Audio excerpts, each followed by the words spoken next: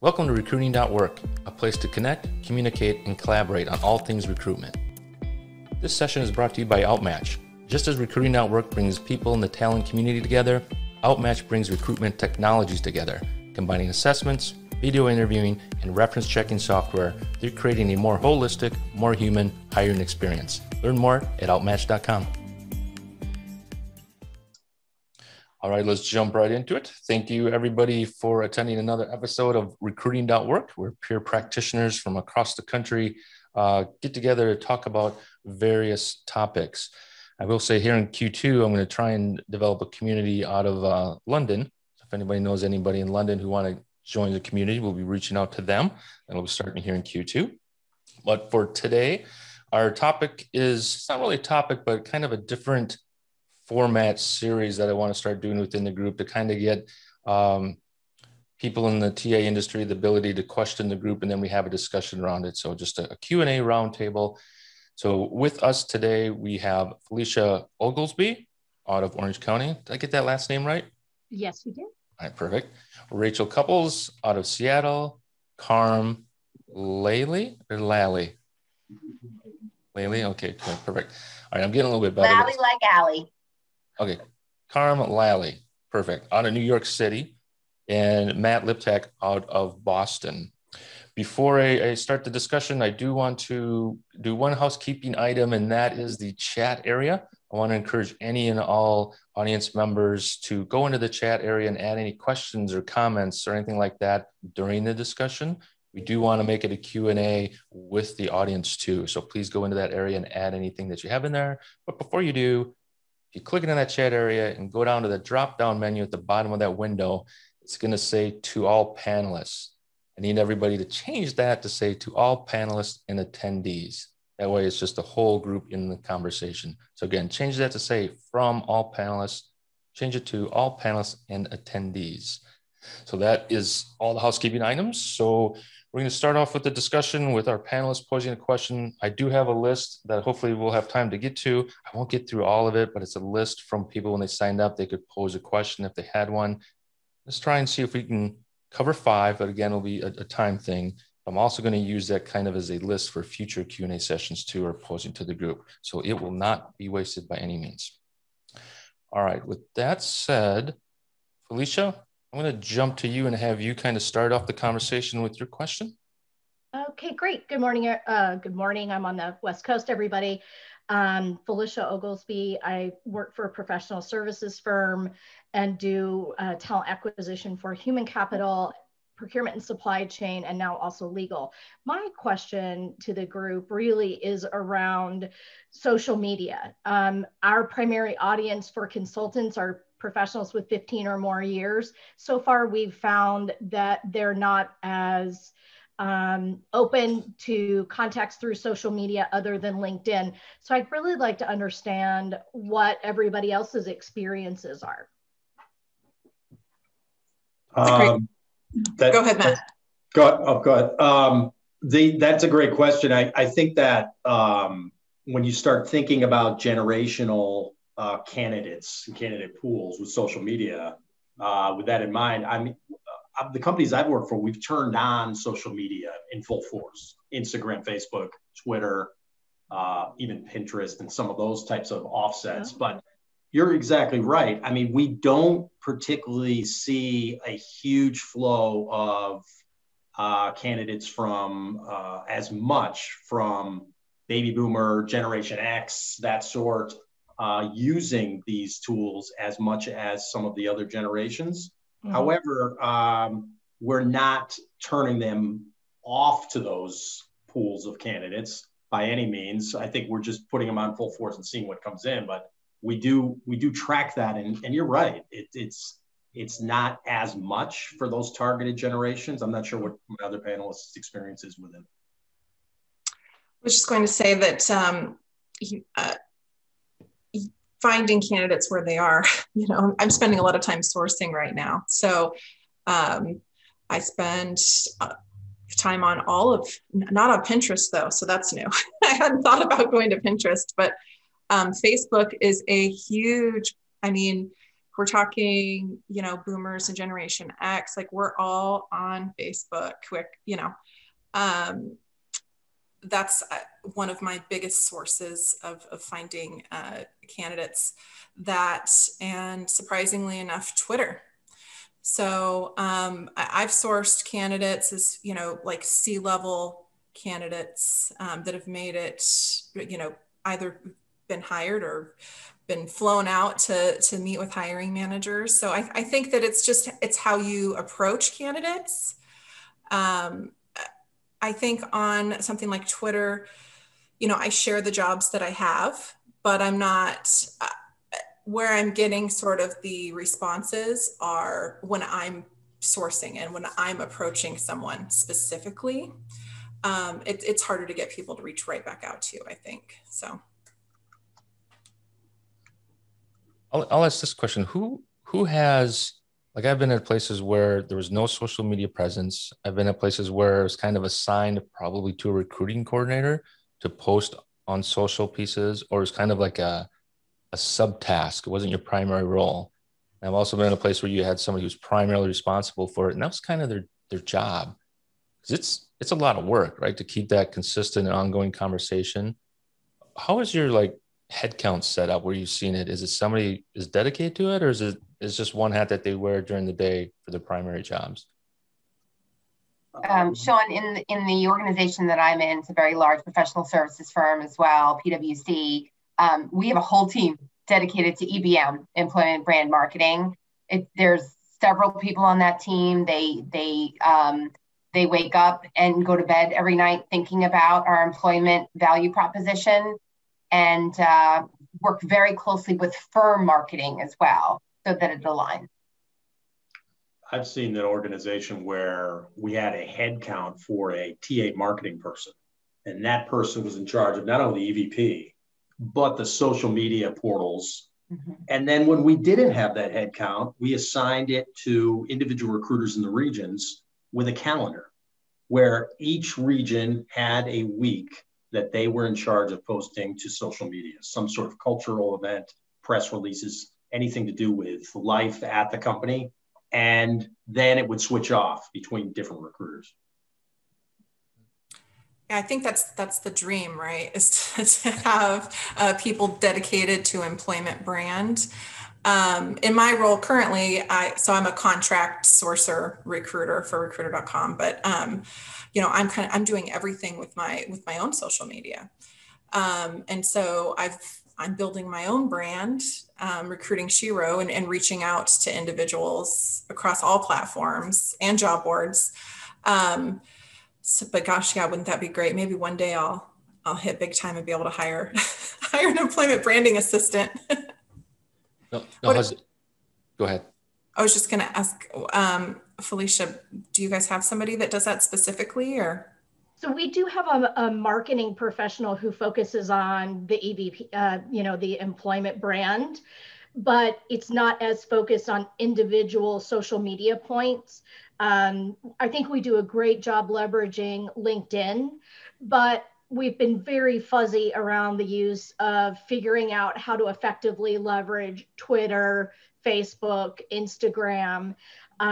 So that's something that I was more curious about, because a lot of our clients are asking us for a consultant that is earlier career. And for us, early career is still going to be 8 to 12 years. Well, that's, those are those millennials, or are they Gen Z? It's a mix. So what I'm curious about is just learning how to leverage those a little bit better, because I think we've got the LinkedIn piece figured out, but not the other pieces. Go ahead. The other thing that we have is the ability to use tools to push out messaging, not from our EBM team, but use the employee base to push out messaging. So a tool like Dynamic Signal, where you are, curating posts and and articles and stuff, and then you're asking employees to push it out through their own channels, and then being brand ambassadors and also talent scouts so that when should they get contacted by somebody who's like, oh, that was a really cool article that you posted, what else is the firm doing? They can refer that person to a recruiter. So it's really kind of arming your employee base with tools or posts or ways to be in brand ambassadors and amplify your voice beyond just the recruiting team. Hootsuite has that tool, and it is called Carm Amplify. So it's the Hootsuite Amplify tool, which uses the employee populations to blast it out to their own networks. But somebody just asked on the chat, with social networks, should we be splitting it up? Life and culture and as the EVP, and then the product side and the customer-centric side as more the company brand. So you've got those two sets of divisions that I think I've come into companies where marketing teams are not understanding the EVP correctly. They're not understanding employee value proposition. So I think it's important that there is a person that does concentrate on that EVP. And like Matt was saying, and they work with those marketing folks, because I know in the past roles that I've had, that's been one of the biggest things. It's like, okay, marketing's going to run a story or, do something about one of the businesses or one of the departments that I'm heavily recruiting in. Like I want to, tag onto that and use that story to also explain that, hey, come work with us. Look how great it is here. So I think that's probably a whole session conversation about how marketing and employment branding can really work together. But I do think that that's very important. No, let me pose this, and I'll answer my own question first, but I'm interested in your answers. Whenever I've measured the impact of social media to fill recs, right? The bottom line, hey, we got to get these butts and seats, right? I've never seen a high impact of hires come from social media. And by that, I mean, the places I've been, it's only been the places I've been and measured it. It's like maybe 3%, if that. It's kind of relatively low. So I'm curious as if people are watching that or tracking kind of the clickbacks, right? If I posted something on Twitter, somebody clicked on it, came and applied, your ATS should be able to tell you that. And then it's like, okay, this isn't moving the dial, but we do have to do it. So it's more of a branding issue versus a fill in the rec issue. So I would kind of extend my numbers where, hey, I'm not just looking for source of hire from social media, but I'm looking for, source of applicants, like what percentage, but then really using the interviews as kind of a key metric, reproducing interviews from that. So I kind of wanted to get more bang for my buck and not just hires. Do people who do social media, are you using kind of the clickbacks? Are you tracking if you are posting specific recs or back to your career site? Is it working? Is anybody getting to that detail? I think with Twitter specifically, there's only so many characters. So it's hard to, for me, it's always been hard to measure. I usually don't find out that they're actually from Twitter until I've talked to them, because even though it might say it was from the company website, like, okay, where'd you hear? Oh, it was on Twitter. But they went and looked at the full job ad first and just applied through there. Or I'll say, I'll tweet, get at me, I got this position, blah, blah, blah, DM me. And then I'll send them a link.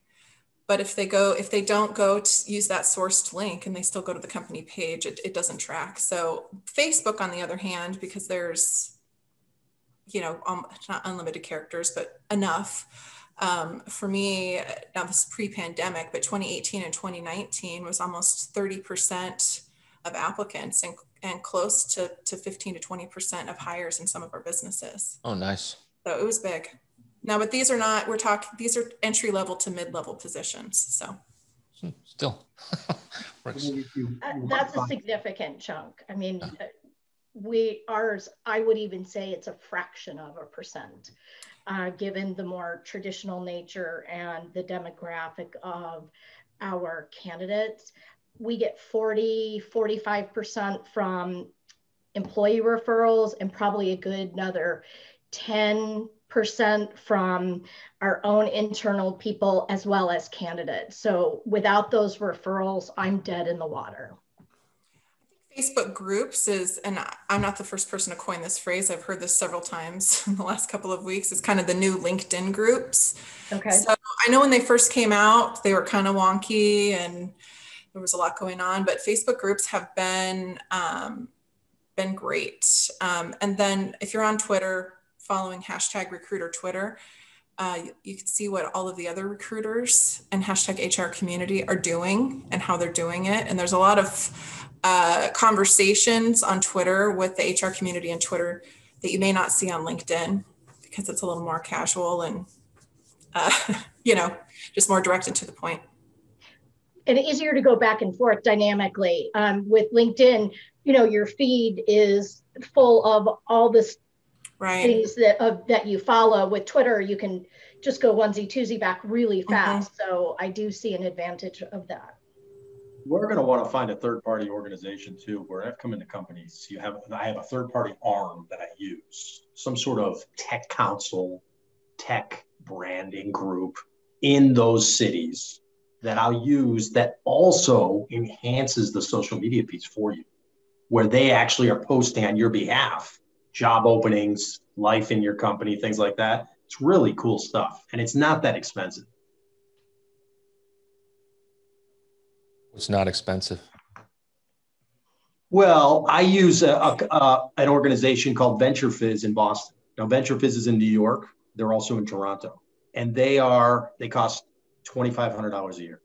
Oh, wow. That's not expensive. $2,500. And on our behalf, and I've done this with every company I've joined as the TA leader, on our behalf, I've gone to them and I've said, okay, set us up with a profile, which consists of job postings, consists of life at the company and culture. And then they enhance everything with stories about your engineering teams, your CTO, your everything about the company, office life, work from home, virtually, things like that. They do different highlights.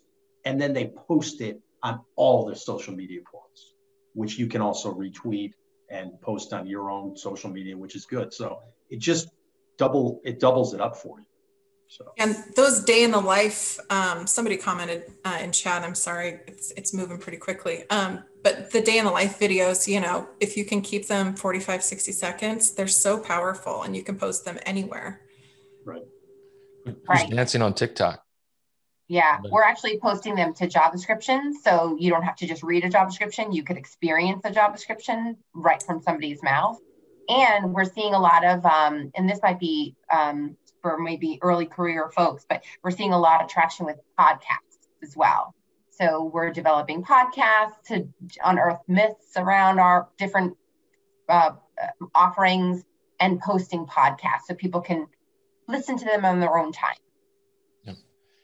Making podcasts is here's a little trick. Like we do these on Zoom, right? Zoom records your meeting for you. I'm officially on Zoom webinar, so it's not a Zoom meeting, but I assume Zoom meeting still records.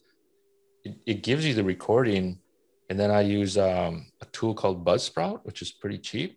I just save this Zoom recording audio up to Buzzsprout, and then it sends it out to all the podcasts. So doing a podcast could be as simple, and it is as simple as just hosting a Zoom meeting, and then you just got to upload stuff. Quick question, and Matt, real quick, if they're still in that price range, if they're still in a price range of $2,500 or $5,000 per year, to me, that's a no-brainer, because I've seen, like, we looked at one place that was sort of trying to address, they did kind of the same thing. Their main point was addressing gender diversity. I'm not going to name names because I think they're overpriced. It was $80,000 starting. So it's like, whoa, no, we'll handle this in-house on our own. But you can find to do built-in, like built-in Boston and built-in the cities, those city ones, those are expensive. But I have to say, we trialed built-in. And that was a great tool, but then they started quoting us prices. But the trial, if you want to do a trial with built-in, they'll do a trial and do all the postings and do stories, and they'll do social media for like a 2-month period. And then they try to talk you into buying it. I backed out of buying it, but for 2 months, they created everything. So. Yeah, we've done built-in before. It wasn't deemed as a resource to hires as a branding thing, because we needed to create presence. So we kind of ate the cost, knowing that it's not going to get an ROI on hires, but we need to make a presence for our department. battling all the startups, right? Because you got to get in that world. That's where your fresh young people are eager to eat.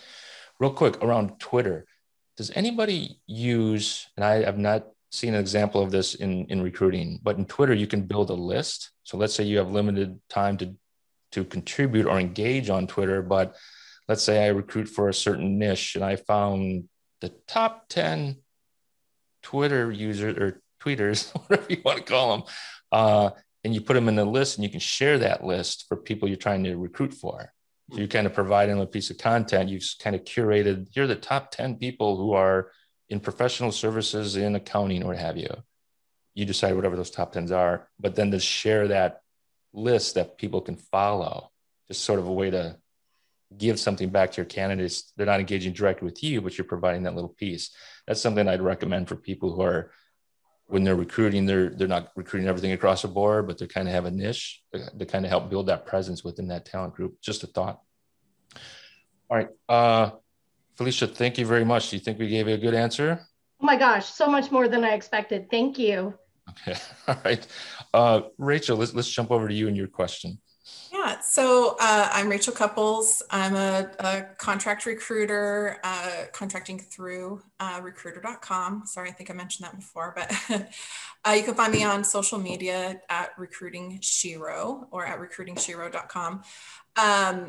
Last year I started blogging while I was a job seeker. My most recent blog was centered around candidate experience. It was called Words Matter, What Not to Say, What Hiring Managers Should Not Say. And it was all real life, my personal experiences. So I thought I would just take that topic, candidate experience, which is another huge topic like social media, and just take a portion of it. Another topic that keeps coming up, I think, across social media with our peers and job seekers is ghosting. So I'm interested in what the panel thinks. What is your hard rule on candidate follow-up and communication? So as far as like, I'm talking about the applicant that applies and never gets an interview all the way to, you know, the candidate that's hired.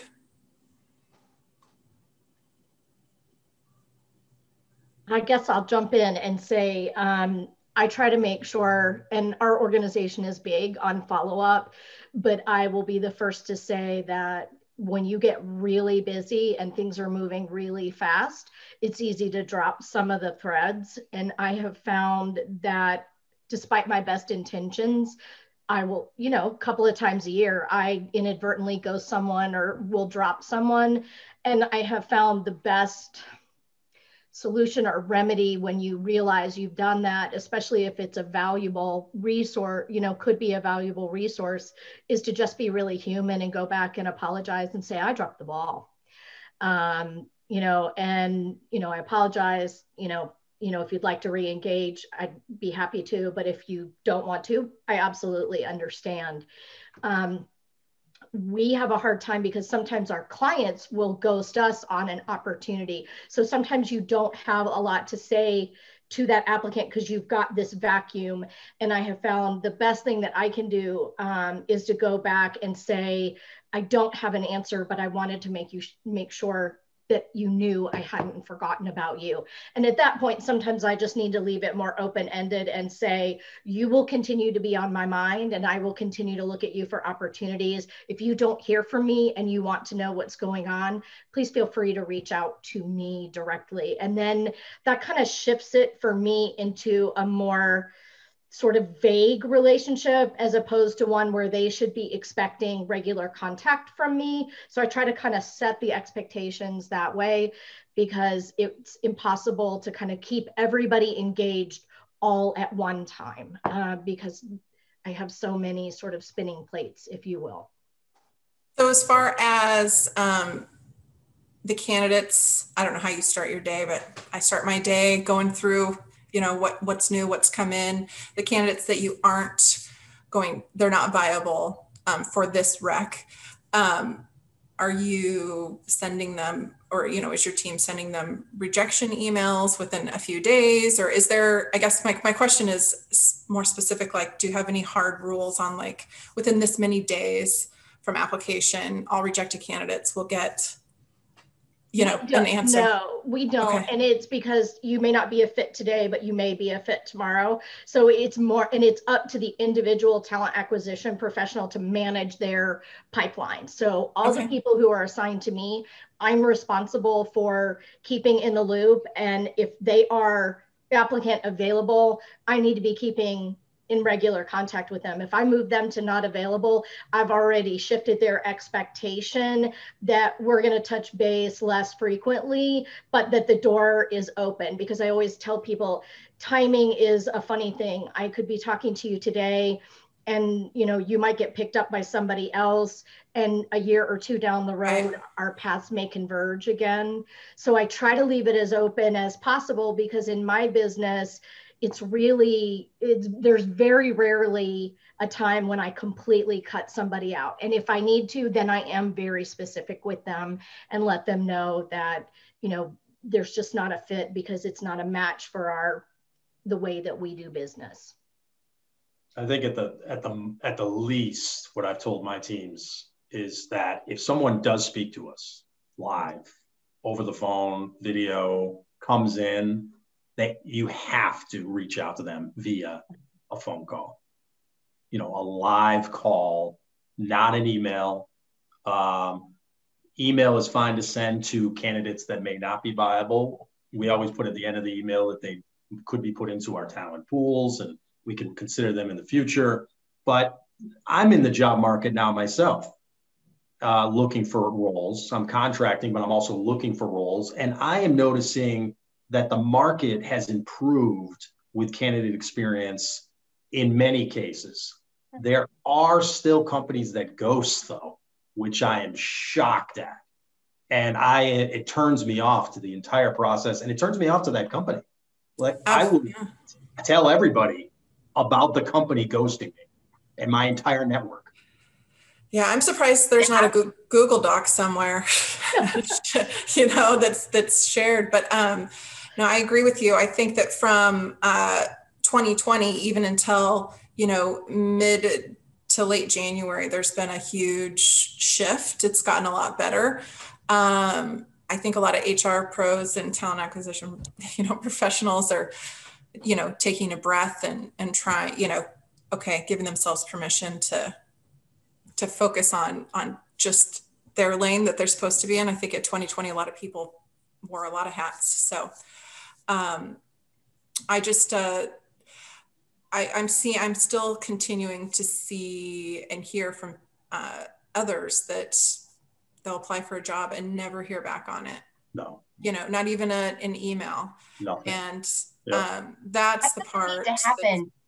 Yeah. I mean, it's in the chat, but like most good ATSs, even smaller ATSs, have automatic dispositions for folks that don't meet the BQs. So maybe that's why Matt, you're seeing a little bit more, positive trends, because I think the technology has evolved where that's a moment that matters. We talk at PwC around moments that matter in the recruiting process and treating them very carefully to preserve candidate experience. So I'm surprised, Rachel, that you're still getting ghosted, or, organizations that ghost, because the technology can solve for it, especially if somebody doesn't meet the BQ. For me personally, it's happening less with just applying it, but it's still happening. It's happening where I'm having to chase down, hiring managers or heads of HR. And I realize they're really busy, but my whole blog post that I wrote, words matter, it matters. So like Felicia was saying about setting those expectations, like candidates hang on every word that we say, right? If we say, you're going to hear from me by next Thursday, if I say that means I think I'm going to have an answer by Monday or Tuesday, but I've padded it by a few days just for, whatever. But even if I don't find out, like Felicia said, I'm going to say, hey, I don't have an update. It's taking longer than anticipated, but I haven't forgotten about you. But 20 days later, after your third interview, you haven't heard back from somebody. It's crazy, I think, and I think a lot of candidates are are still going through that portion, although it's getting better. I'm hoping to see, that's why I was curious to ask the question. It's like, what are y'all doing as far as,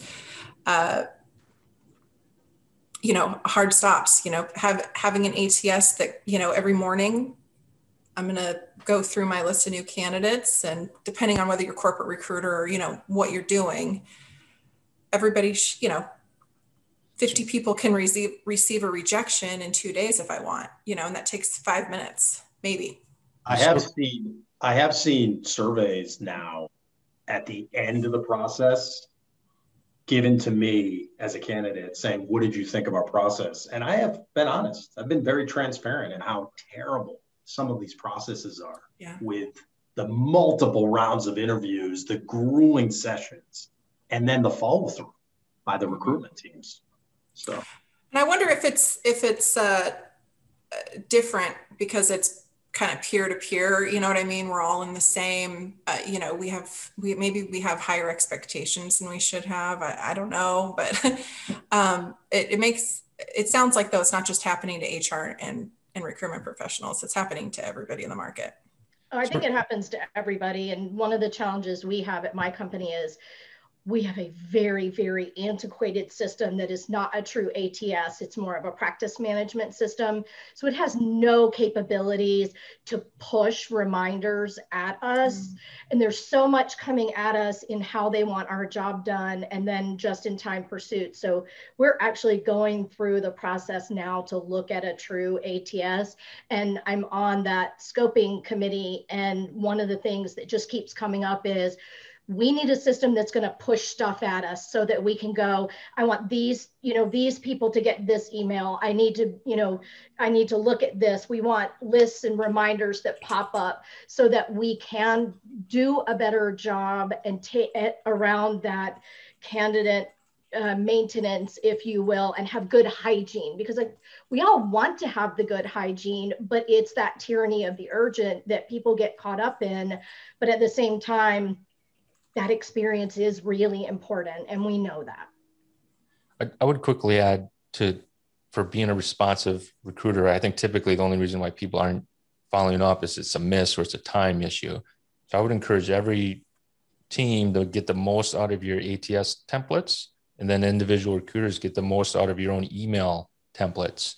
I know Outlook is they have own little section now where you used to kind of have to hide it in your signature, but now they have their own special templates where you can include that. I use a little macro box. Here's what it looks like. All that is these little buttons. It's made by, it's going to fall apart. It's made by a company called Elgato. It's called a Stream Deck. And it's really for gamers. But what those little buttons do is allow you to make templates. So I can click this for a response and it's done, or go to a certain report in my ATS, you can put a link in there. But having little buttons that do what you need it to do, make it easy to kind of program. I use it all the time because I do so many email engagement, like every recruiter does. I kind of use that as my templates, edit as needed. But if I have to do like a follow through, hey, these 10 candidates that I have in play, I can't hear back from the hiring manager, I got to let them know. Quick email, insert, hey, I'm still working on that rec, didn't forget you. We'll follow up soon. Up. Done. So I encourage, make the most out of your templates. But let me ask a follow-up question around yours, Rachel's, around candidate experience and candidate satisfaction. And Matt, something that you said about the surveys. In the past, I've done surveys where I had a total of, I think it was 14 questions, but each survey would be only 5 questions. There's 5 of those 14, in which 5 you got was based upon where you got dispositioned out. So Matt, if you came in for interviews but didn't get that job, you got that I came in for interviews 5 set of questions. If somebody only applied to a job and never got screened, their questions are about how easy was it to find a job? Could you apply quickly? Sort of those front-end questions. Just in general, are other people doing candidate satisfaction surveys to those that apply and asking and getting their information back, their feedback? I'm not, but I've filled out a few. I love the idea. I love what you're doing with the 5.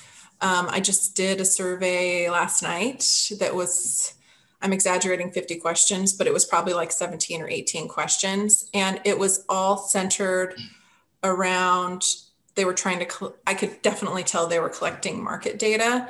It was not about my candidate experience. And I made it through the end and I never even hit submit because I was so irritated. Because are you trying to survey me as a person, as a candidate, as, you know, this human, or are you trying to collect data about what I'm seeing in the job market as a candidate? So I've gone back to the recruiter representing me at the company. I just did it today. I was interviewing with CVS Health. Okay. And CVS, big company. It was a very poor experience at the last stage of the interviews with the executive level. And I let the recruiter know my exact feeling on that I wasn't being disgruntled because I wasn't chosen, but it was more about the experience I had with that particular individual in that interview. And this recruiter responded and said, yes, we're addressing that issue. And they knew the issue was there, but I was being transparent enough to bring it to their attention that there was a problem in this interview stage, that it was unprofessional and it wasn't a very clean process. So great, Matt. What do they say? Feedback is a gift, right? So yes. I'm glad they received it as such. Right. Excellent. All right, fantastic, Rachel. I hope that gave you some good answers to your question. Yes, thank you. Right. Carm, let's jump over to you. Yeah, and actually we touched a little bit about my question. My name is Carm Lally. I lead our assurance recruiting team here at PwC in the US. Been here at the firm for 17 years. Lots of professional services recruiting experience. I lead our teams for entry level as well as experienced or lateral. So my question is, and so we have a very large ATS. We get, as you can imagine, hundreds of thousands of applicants every year, but they are applying to certain recs. And sometimes, you know, we have a lot of recruiters on our team, and they're just looking at their recs, and they're looking to disposition candidates that don't meet the BQs, as we've just talked about, timely to clear their recs and clean up and focus on what they need to focus on. But I fear that they're dispositioning candidates that might be a fit for the firm, but only because they're not a fit for the rec that they're working on. So how are you all solving for this? How are you all getting the most of the gold mine of talent that sits in your ATS, but may be buried or maybe have applied to jobs that maybe don't fit them, but they could be fits for other jobs? How are you solving for that? I can address that, Carm, not within the firm that I'm necessarily in today, but I've worked for RGP for 15 years, but I took 2.5 years and worked for a healthcare consultancy. And the very basic system that we implemented, we were able to have pipeline recs. And so I would have my specific rec for a specific pursuit, but then also if you were yes, but not now, I was able to move that person to my pipeline rec so that I could capture them and not lose them. And if your system gives you any way to do that, it's a good way to kind of capture, these people are great, I don't want to lose them, and I'm afraid I'll forget about them.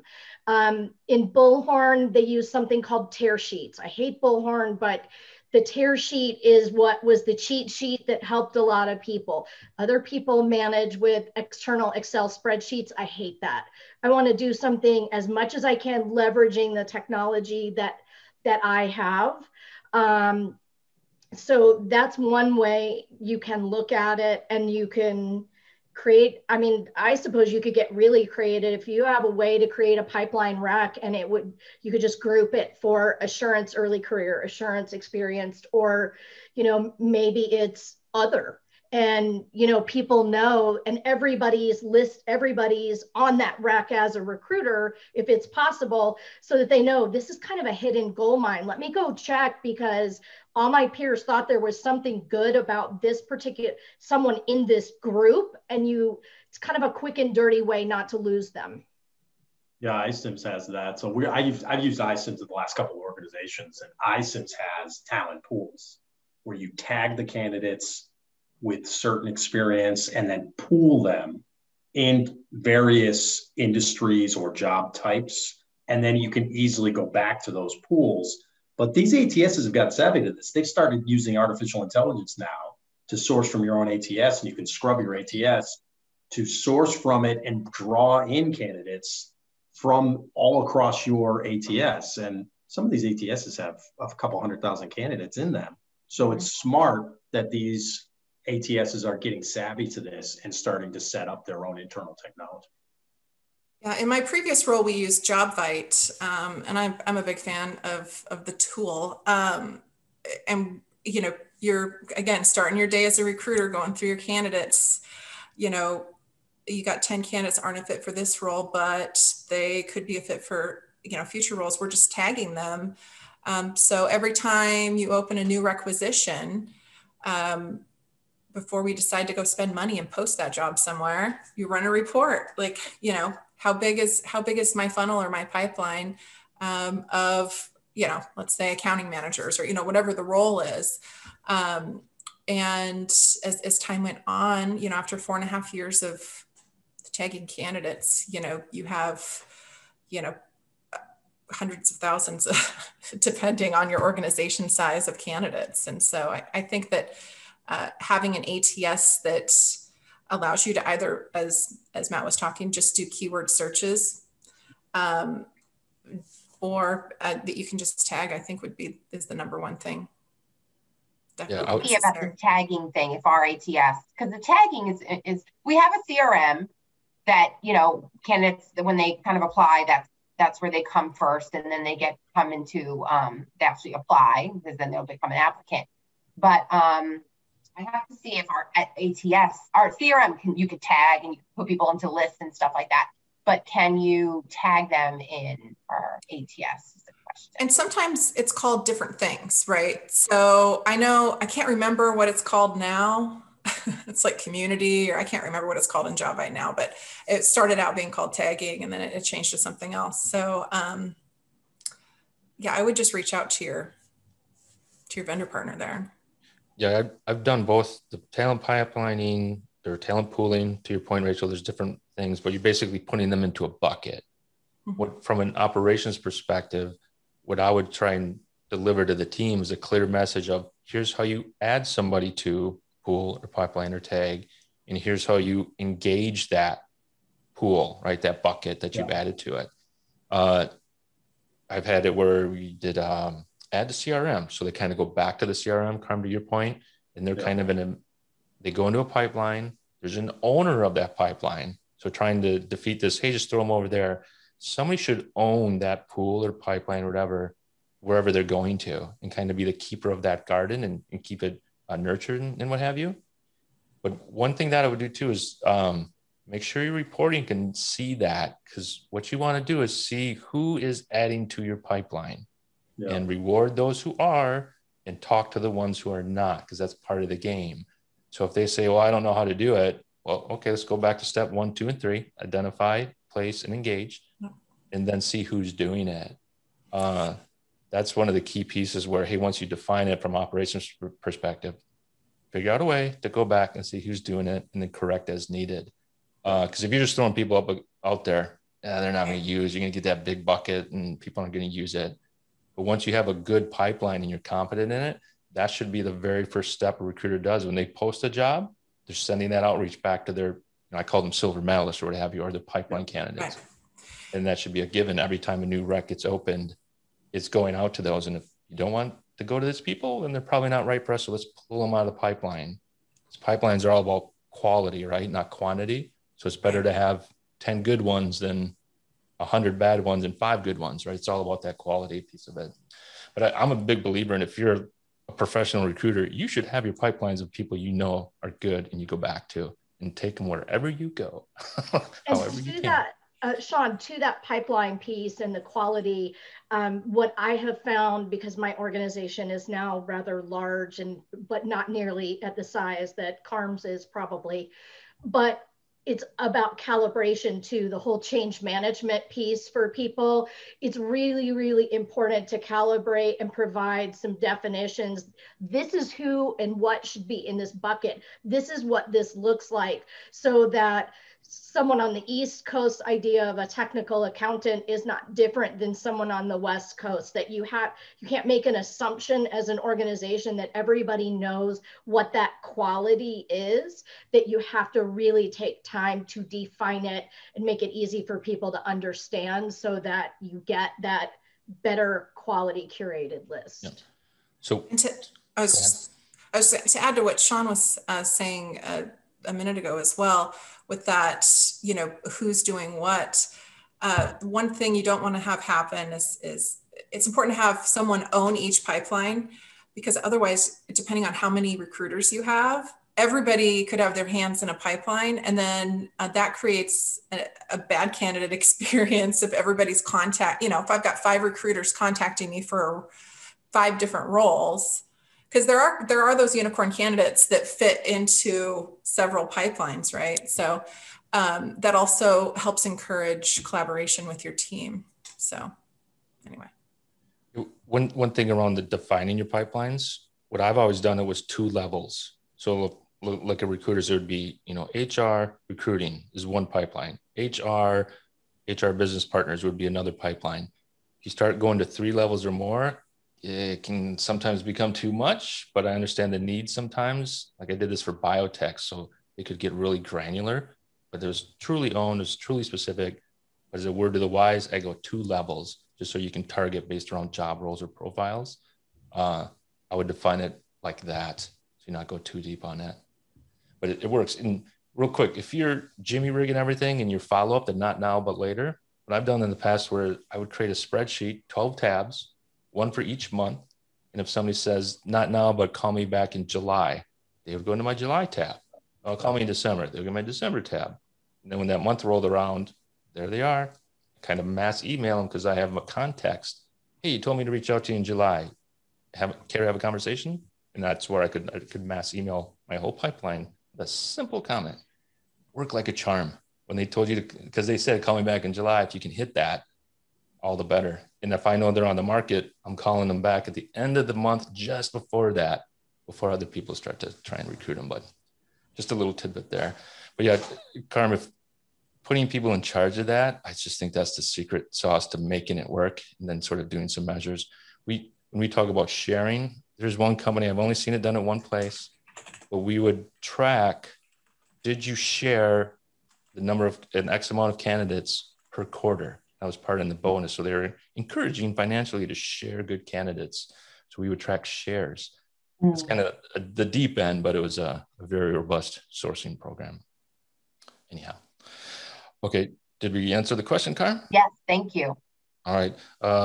Matt, should we jump over to yours? I know we're running long, but throw it over to you. I will. This will be a quick one. I'm a big proponent of TA metrics and dashboards. And I think, Sean, I've talked about this in every one of these panels in the past, but how is everyone focusing on their TA metrics, not only for the TA team, but also the requisition process as a whole? And how are you displaying these metrics to the executive team, the HR team? What tools are you using? How is it being fed from your ATS and HR systems? And what are you doing to, if you don't have this, to build this out? Well, I can answer that really quick. Right now, I'm working off spreadsheets because I'm doing contract recruiting. I've got a few recs at a time, and I'm actually looking into purchasing an ATS just for myself for my contract recruiting. So I don't have a whole lot of capabilities in the past, though. As I mentioned JobVite before, it has such a robust reporting system that I could just click some buttons. And then also helping hiring managers who had access to our ATS build their own dashboard. When they logged in from their view, they could literally see what they wanted to see on their end as well, along with monthly and reporting sending out. But we had a team, I had a team in my previous role that compiled all the data and sent it out. Yeah, Matt, we have a team that does a lot of reporting, and there's a lot more that comes out of the ATS that we actually used to motivate recruiter behavior. In fact, what we've found is the more simple we can keep the metric, and the more closely the metrics align to actually what the business and hiring leaders really care about is really what we measure. So we measure hiring, like number of hires. So like our recruiters need to be productive and they need to have a certain number of hires each performance year. And we also measure time to accept, not time to offer, but time to accept, because we know our hiring leaders are interested in speed. They want their people yesterday. So we want to do that. And we also measure, sorry to say, but we also measure the use of no agencies. So we have an in-house recruiting team. So we incentivize our recruiters to really make sure that they're doing their own recruiting and not relying on agencies. So we keep it very simple, and that's our experienced recruiter on recruiting. On the entry-level side, we look at accept rates, we look at our intern conversion rate, and things like that. So we keep it simple, and we have a team that helps reports on that every month, so we can see where we are and where each recruiter is. And kind of going back to the fact that we have a very antiquated system, but in the last 3 years at my company, metrics have become king. But to Carm's point, we have kept it pretty simple.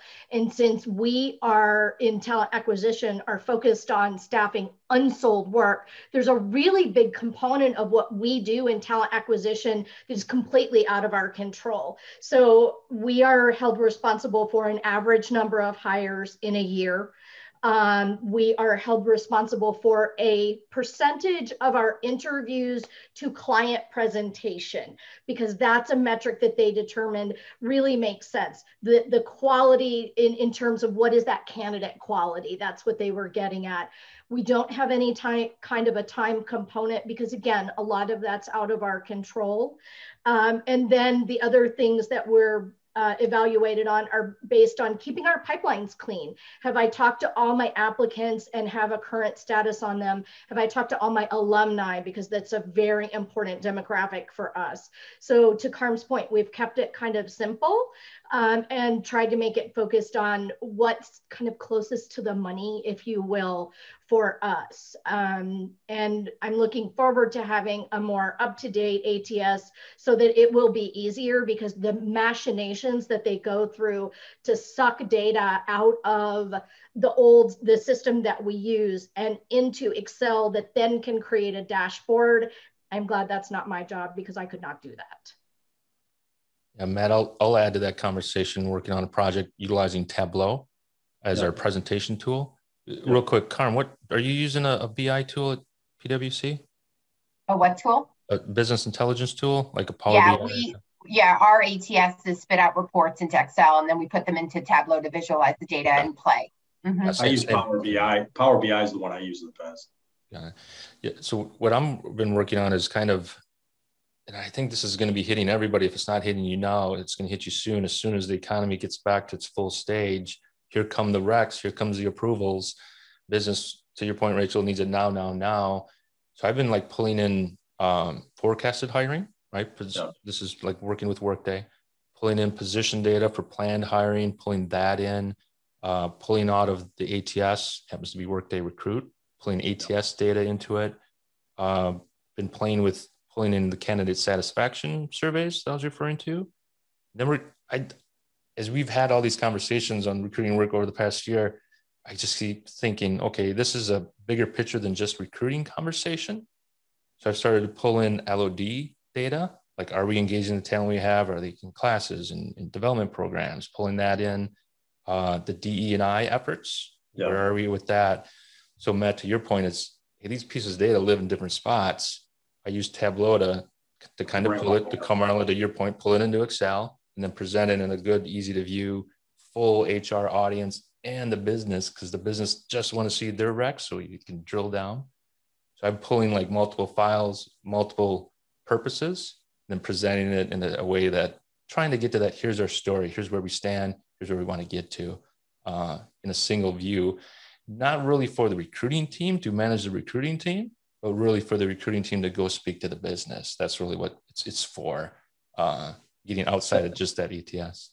That's the number one question I'm getting when I'm interviewing myself for leadership roles in various companies. The metrics piece, the dashboard piece, how it's presented, what tools I've worked off of, and what metrics I'm scoring the TA team on.